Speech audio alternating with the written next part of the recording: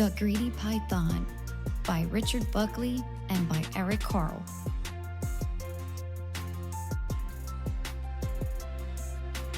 Half hidden in the jungle green, the biggest snake there's ever been, wound back and forth and in between.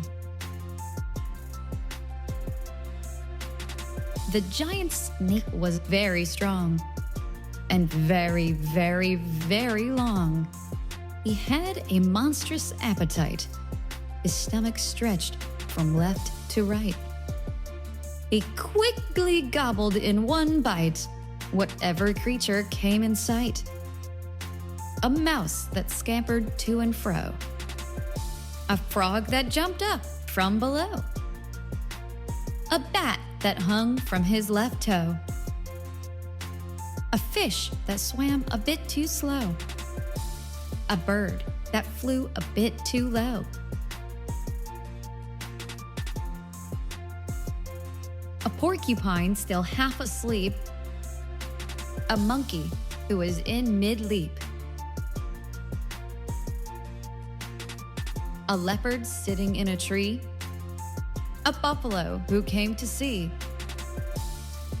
An elephant, complete with trunk, was swallowed in a single chunk. "I'm far too big to eat," he cried. "Oh no, you're not," a snake replied. At last, the python's meal was done, and he lay resting in the sun. The animals inside his skin were making quite a dreadful din. And when they all began to kick, the snake began to feel quite sick. He cocked the whole lot up again, each one of them, and there were 10.